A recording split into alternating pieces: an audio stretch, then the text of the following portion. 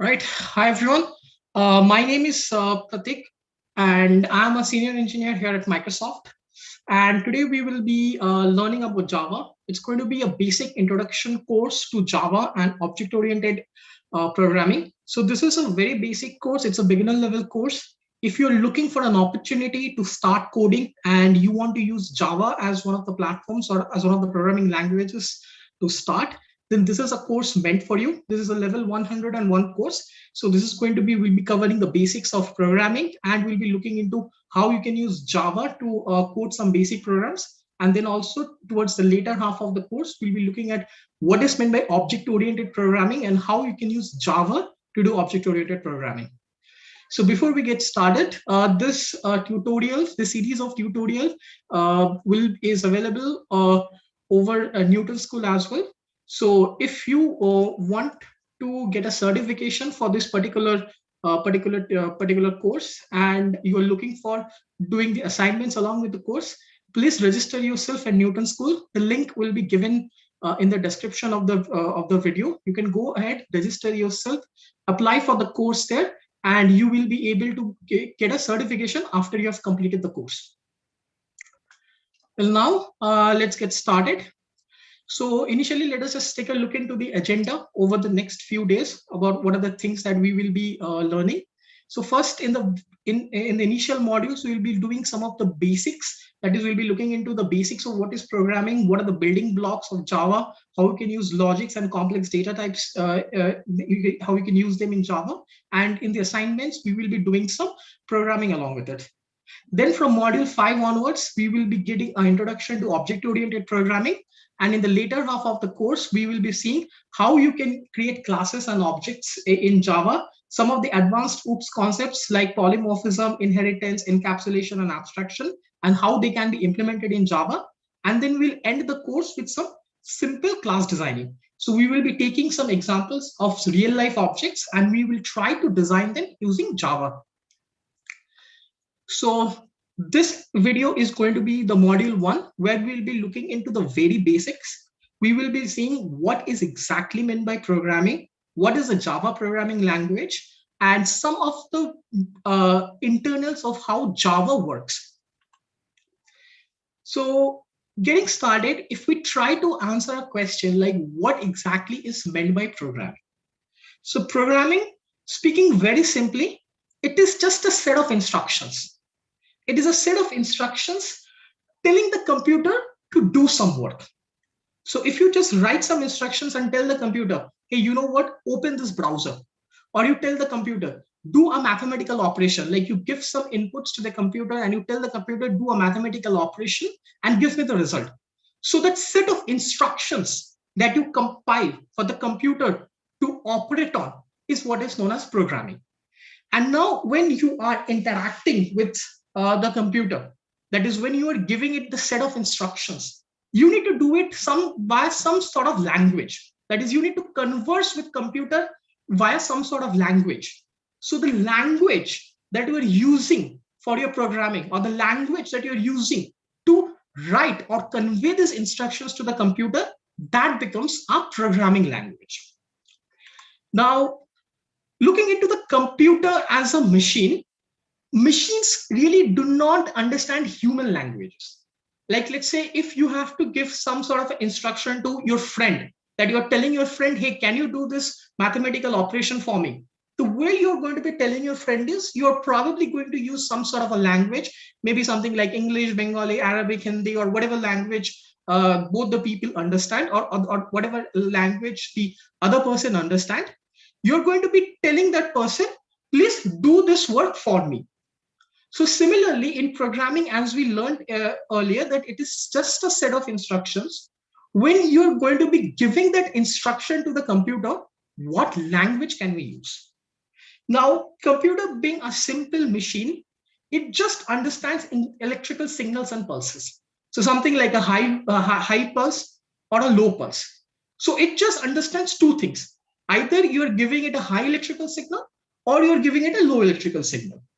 So based on the combinations of this high electrical signal and low electrical signal, you can actually converse or you can talk to the computer.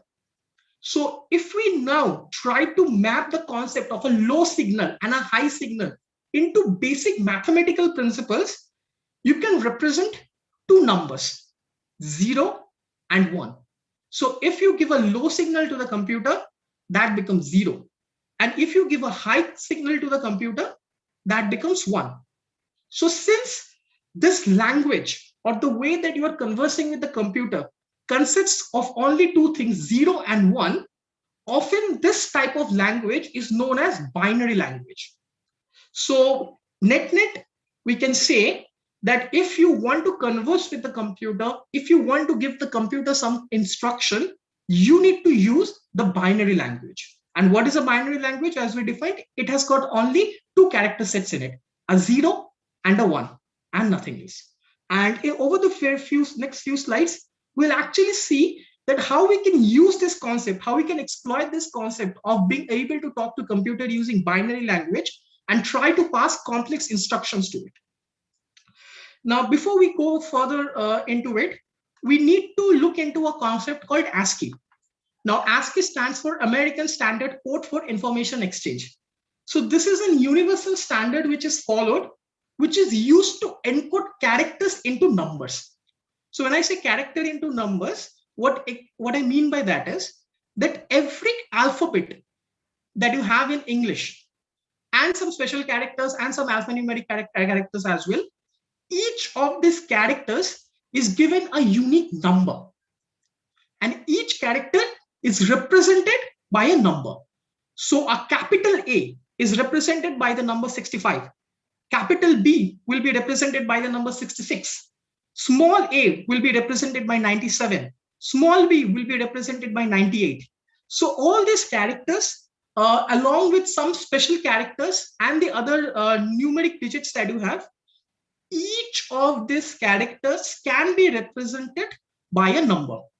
And this number that I'm talking about, these are fixed numbers, and this being a universal standard, all the computers or all the information interchange systems that you have, they all follow the standard of numbering characters, or since ASCII is only for English characters, so if you're numbering only English characters, ASCII is used everywhere.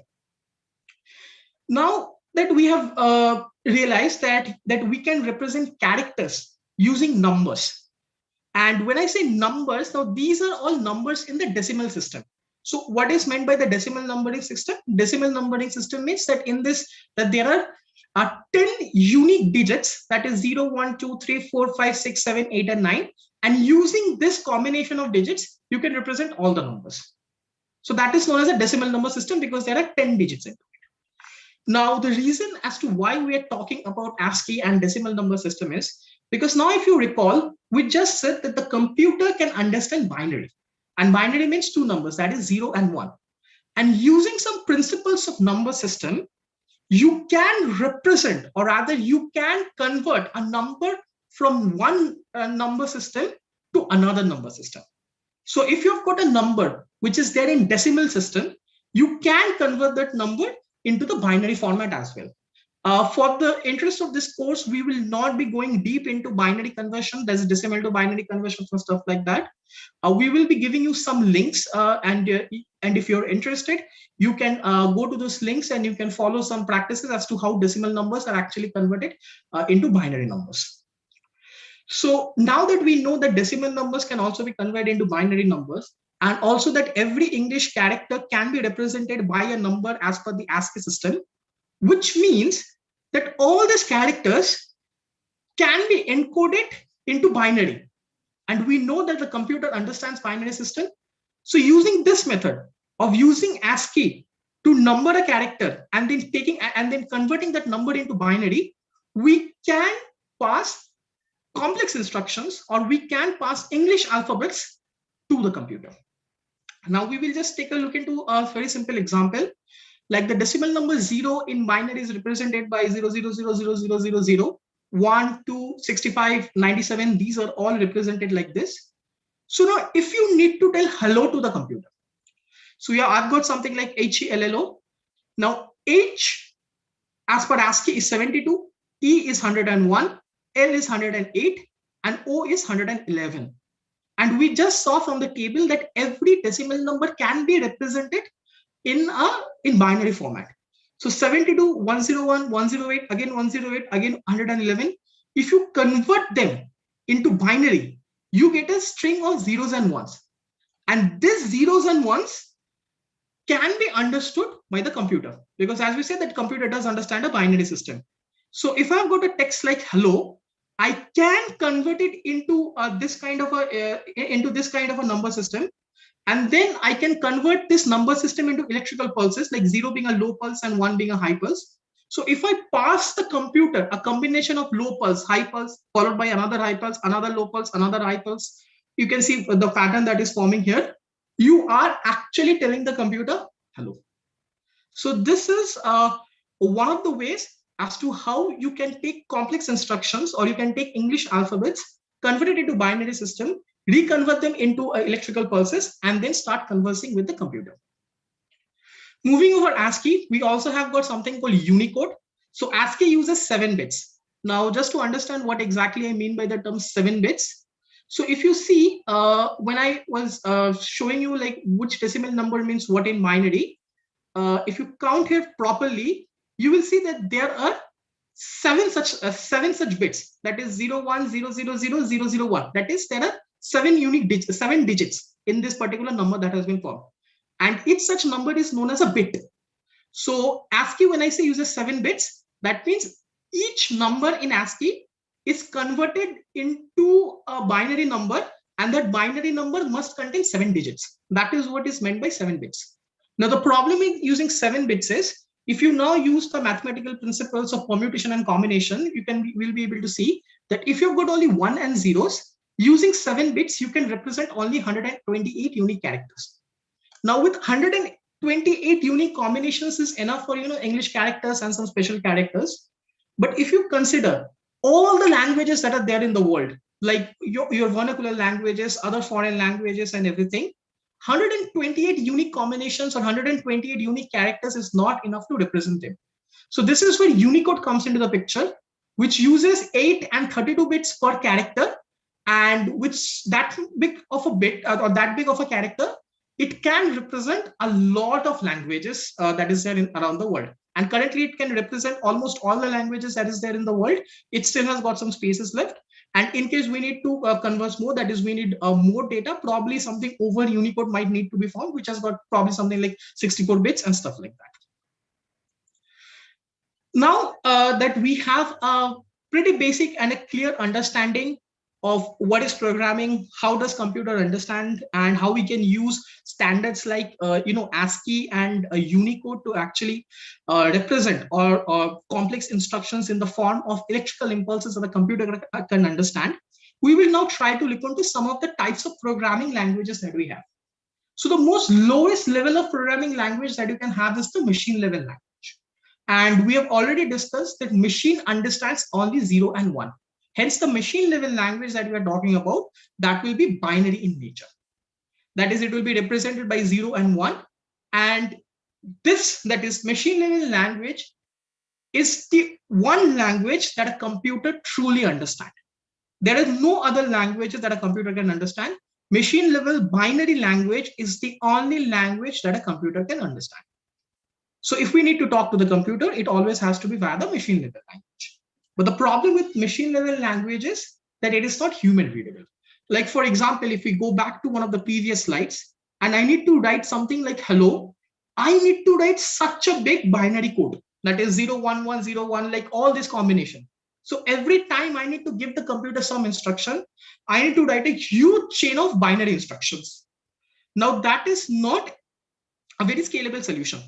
That is, we cannot write complex programs, like programs which have got thousands and thousands of lines of instructions. And if you're writing very complex softwares, like if you're building a software like Microsoft Word or something like PowerPoint or Zoom, if you're building such very powerful software, it is not possible to write all that instructions, that is pages and pages of instructions, in binary format. So although this is the language that the computer understands, but this is probably not something that we can use, that humans cannot use this. And another problem with such machine level languages are that based on the architecture of the CPU, the machine instructions can differ. So machine level language means you're actually giving instructions to the machine, right? That is, you're giving some instruction to the CPU, do this processing, add this to numbers, subtract this to numbers, divide this to numbers, and stuff like that. Now, based on how the CPU is architected, and there are two major architectures of CPU which are available. One is known as RISC, that is reduced instruction set computing, and another is known as CISC, which is complex instruction set computing.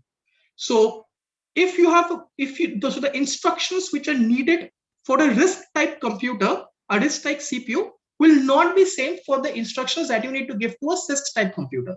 Hence, the program that you're writing or the machine level language that you're writing, that is very much dependent on the CPU. And based on the CPU, you might need to write different, or you need, for the same kind of application, you might need to give different instruction, or the machine level language might be different based on the CPU architecture. So these are the two major reasons. That is why machine level language, although is the language that a computer can truly understand, we really cannot use it. Now, going to one level of abstraction, the next level is known as the assembly level language. So what the assembly level language is, that it is also trying to do the same thing, that it is giving some instructions to the computer, or rather it is giving some instruction to the machine to do this, add this, move this, subtract this, remember this, and stuff like that. But instead of using binary zeros and ones, we are introducing some human readable words like MOV, ADD. We are introducing this kind of word, and using this kind of words, you can converse with the computer. So this type of language is a little more easy, means compared to binary, it is easier for humans to understand and comprehend. But one thing that again we need to follow here is that is we have always been saying that the computer cannot understand human readable languages. That is, it cannot understand human words like MOV, add, sub, and stuff like that. So the question comes, how does then computer understand assembly level language? So this is where there has to be some sort of a converter which actually converts this English words, that is MOV, ADD, into zeros and ones.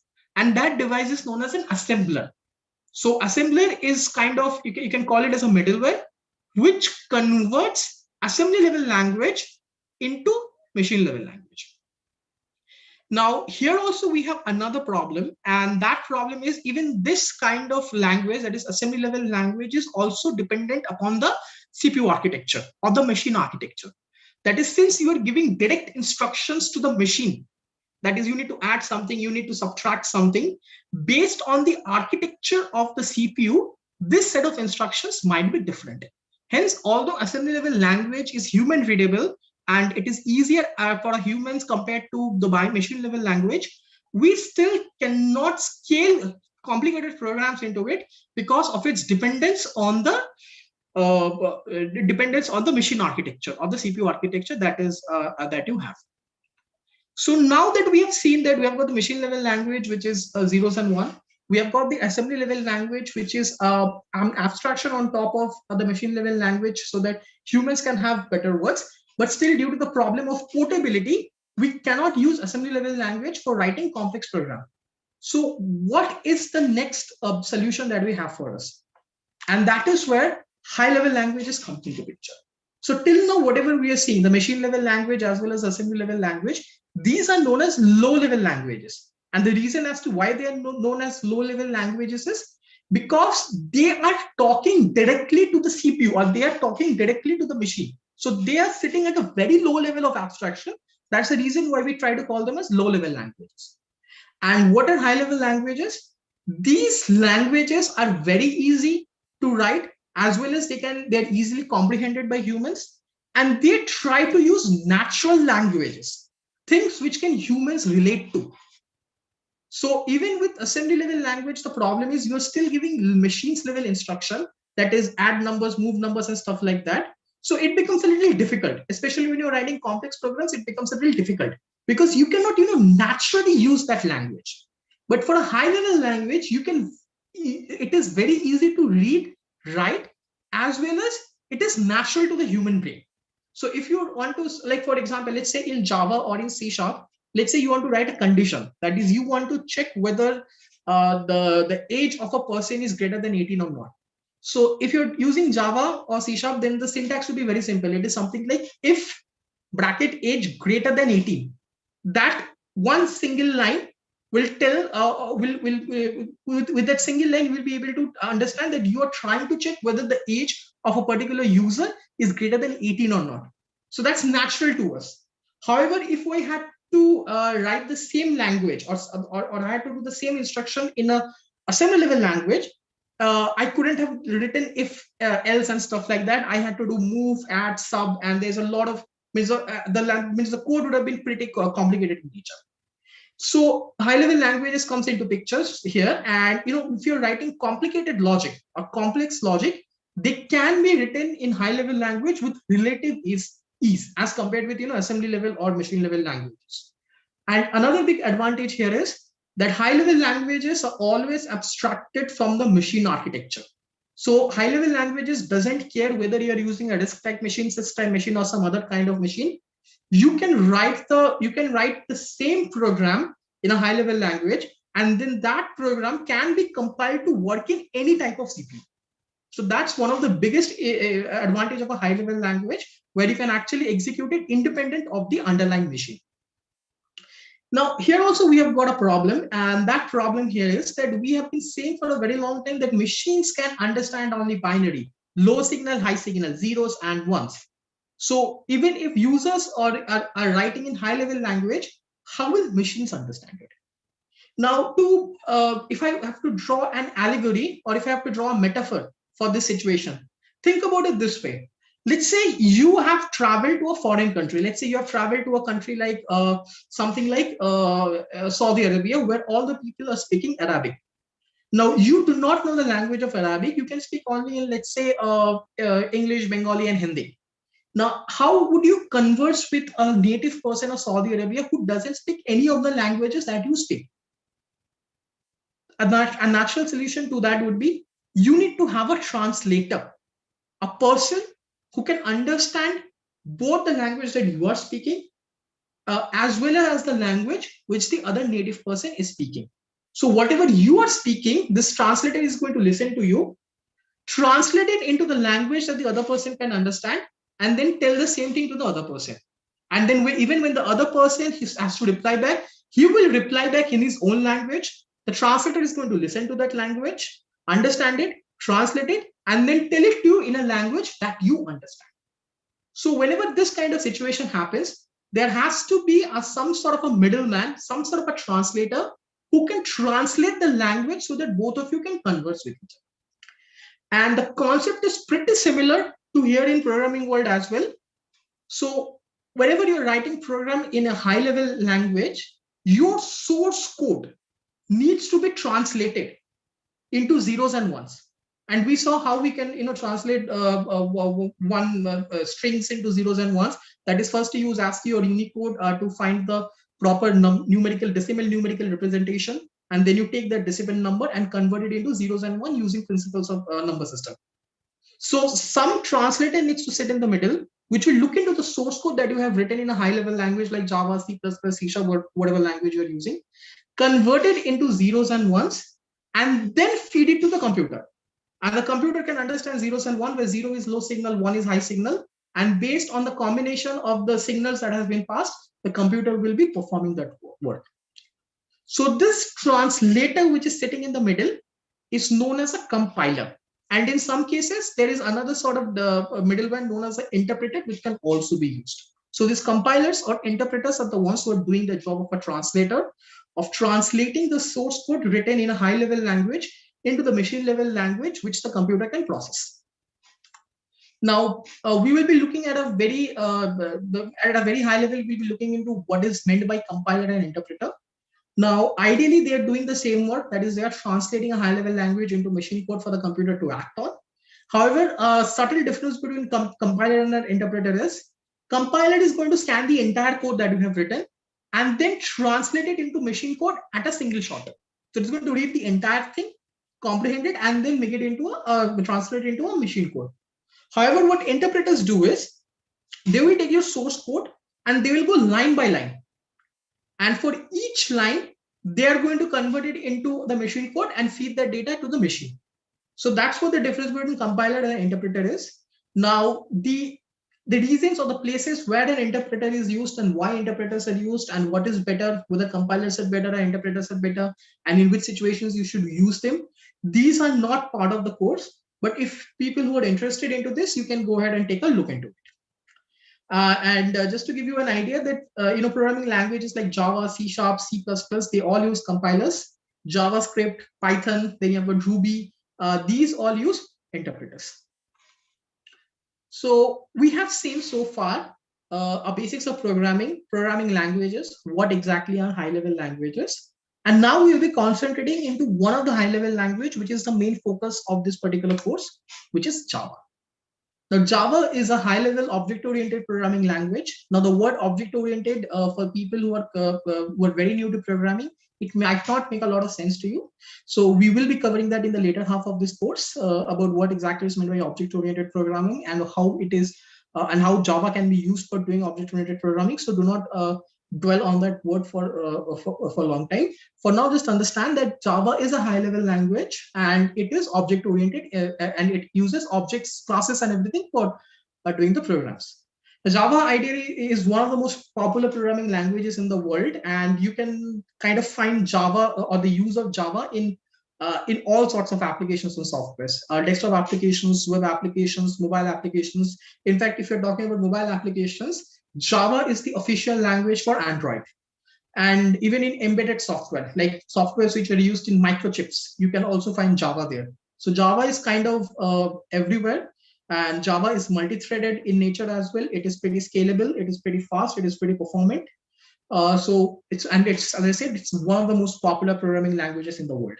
And if you're just getting started with programming, you can choose Java to be a very standard language for you to start coding. And one thing I'd just like to point out here is, especially for students or newcomers who are part of this course, take this as an advice. I can say that although means Java is a very standard language which you can use for doing programming, it doesn't mean that if you learn Java, you won't be able to pick up other programming languages. That is not true at all.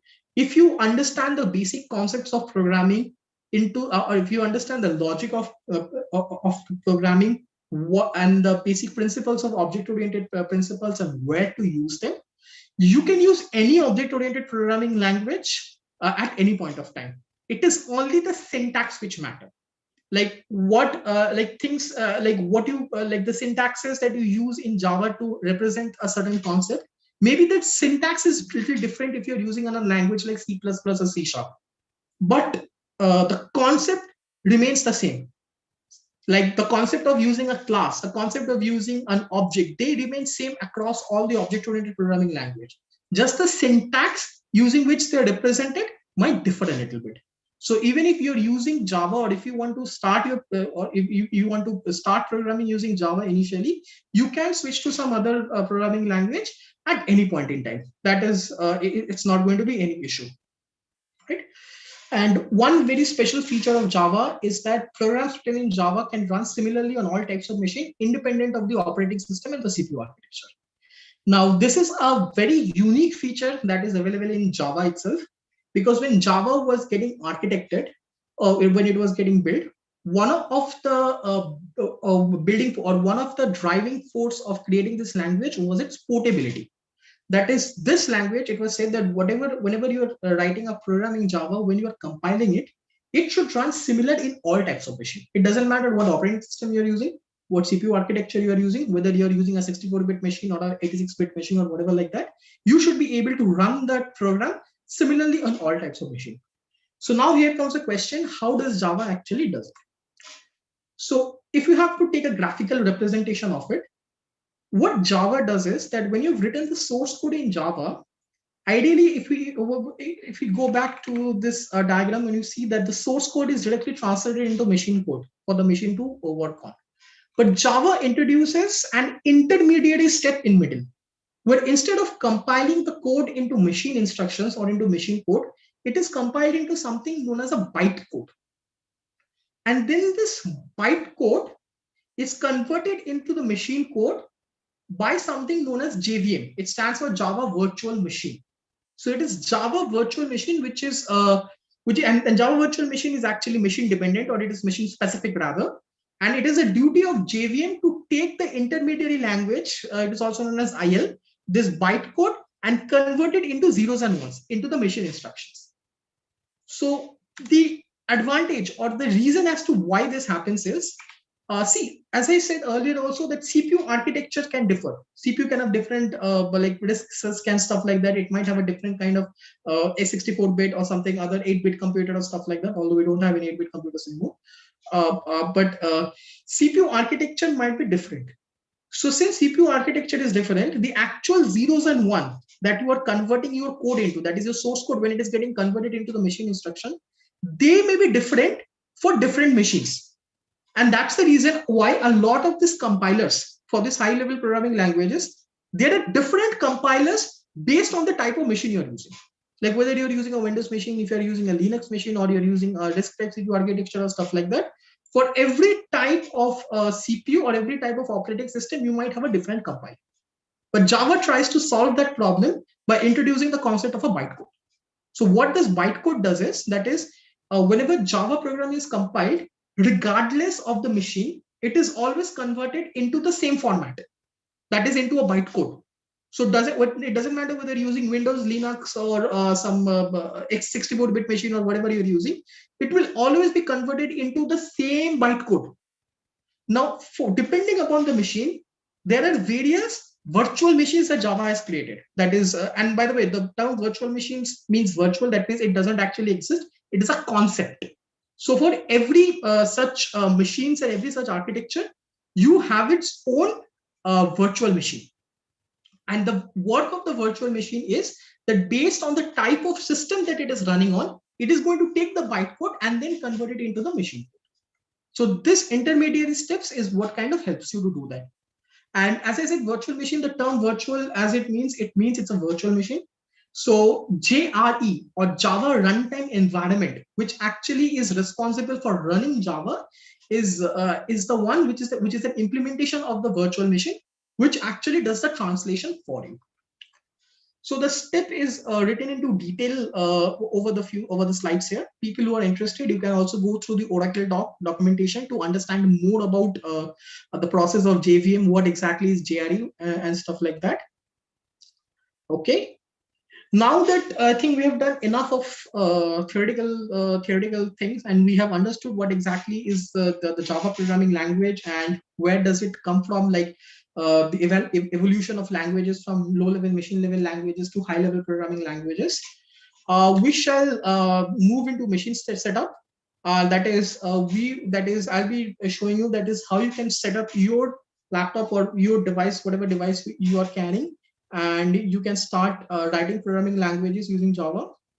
Now, before we go into the machine setup, just one thing to keep in mind, that is, you can use any IDE. IDE stands for Integrated Development Environment. It is a tool which is used for coding.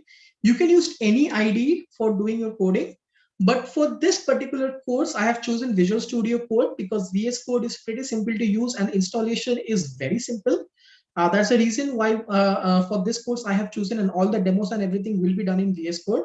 However, for a little intermediate users, people who already have other IDEs like Eclipse or BlueJ already installed, you can continue to use that. You do not have to use Visual Studio Code. But if you're following this course and you will be doing the machine setup as per the slides here, I would recommend you to use Visual Studio and for performing all the demos and also doing all the code work that we'll be doing in the later modules. So for Visual Studio Code, I've given the link to Visual Studio Code here. You can download it from this particular link. Now, once you've downloaded Visual Studio Code, you also need to download JDK. JDK stands for Java Development Kit. So that is a bundle of software. It includes the JRE, that is the Java Runtime Environment as well, which will allow you to code in Java in your system. So you can download the latest JDK from Oracle. I think Java 11 is the long-term stable Java that you have. You can also download Java 15. Like the version of Java really doesn't matter because we won't be going very deep into the latest features of Java programming languages. We'll be looking more into the concepts and the basics of Java only. So it doesn't matter which version you're downloading, as long as you've got some JDK in your system, that is good. And if you don't want to do it in both the steps, you can directly install the Visual Studio Java pack. So that's a exe which will download Visual Studio Code. It will install all the latest JDK and everything. So you don't have to do multiple steps. It will do all the installation for you. The links for both for the Visual Studio Java pack has also been given. Whether based on whether you're using a Windows system or using a Mac OS, I have given 2 different links. Also, there will be a link which will be shared in the course as well, where you can go to this Visual Studio documentation, where they have given line-by-line instructions and some troubleshooting steps. In case you are unable to set a Visual Studio code with Java, the link of this link will also be given in the description as well as in the course. So you can go ahead and take a look into this particular link as well. All right. Now we will be going and doing a very small program in Java, and we will be calling it a day for today. So I already have Visual Studio open. I need to open Visual Studio Code. So this is how Visual Studio Code looks like. Just give me a minute. It's opening up. Yes. So this is how your Visual Studio code will be looking like.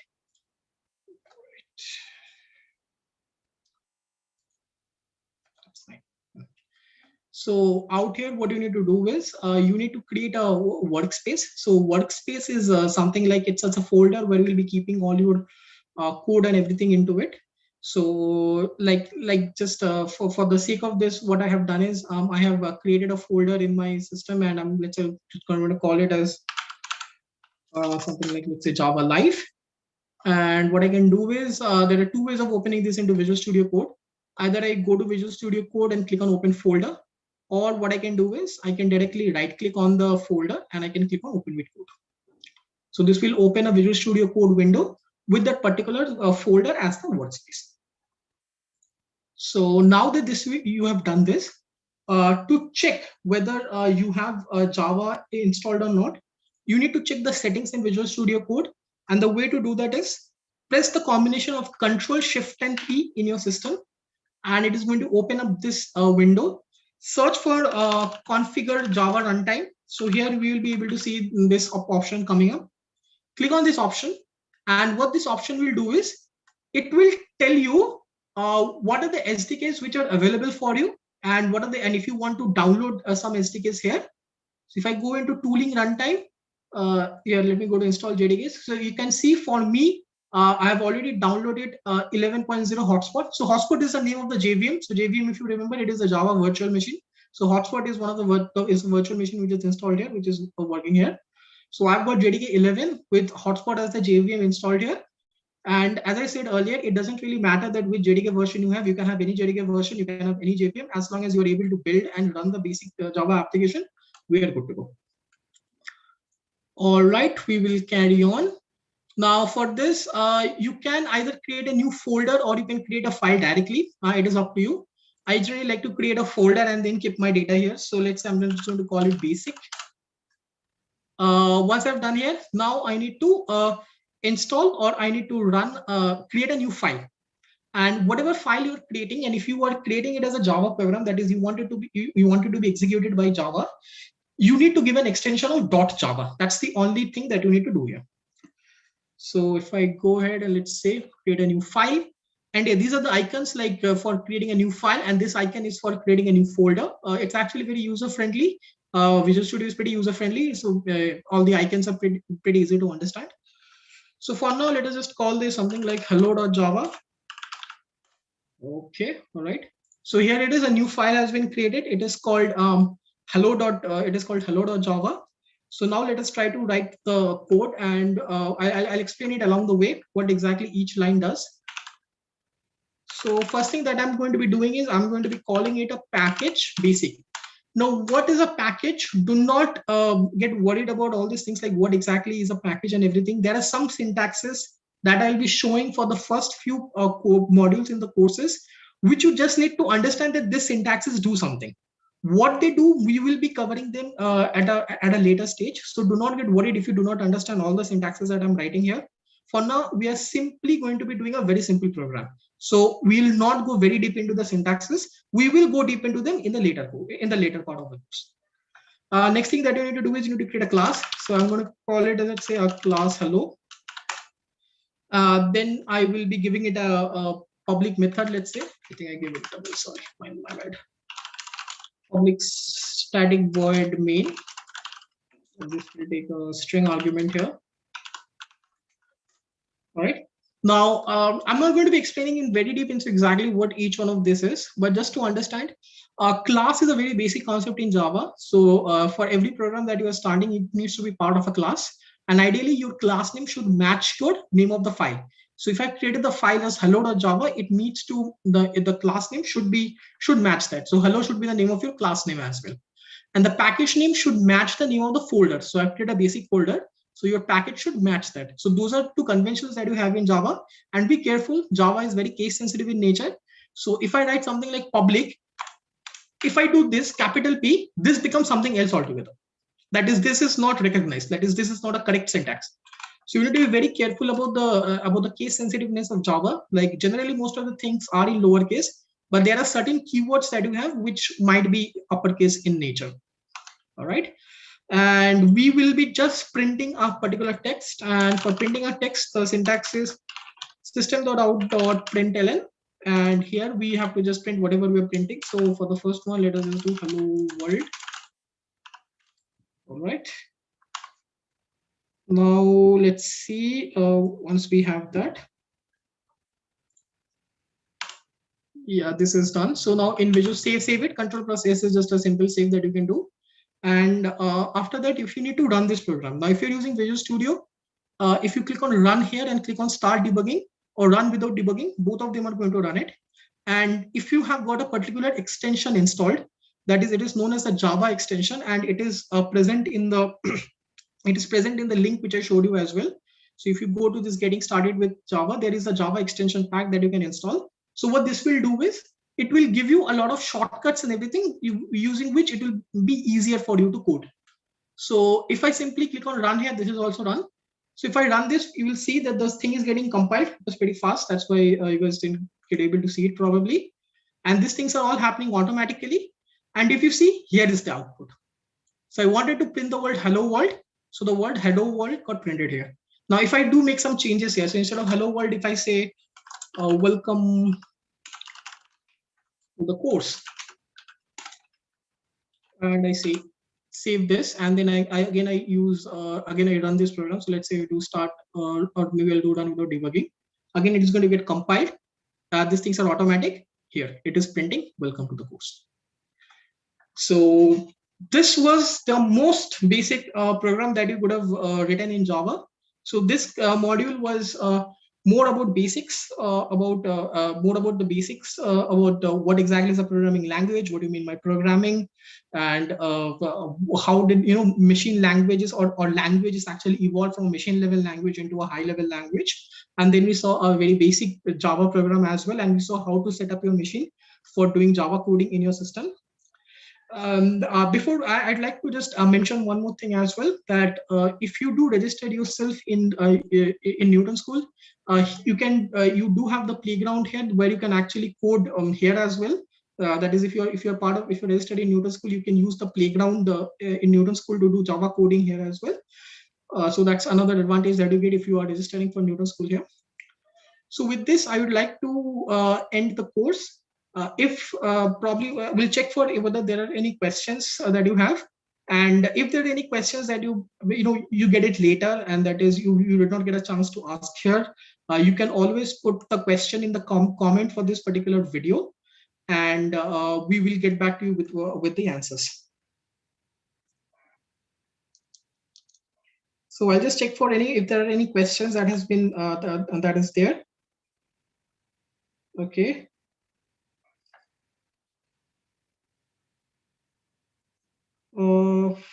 Define oops and pop. We will be going with oops a little later in the later part of the courses.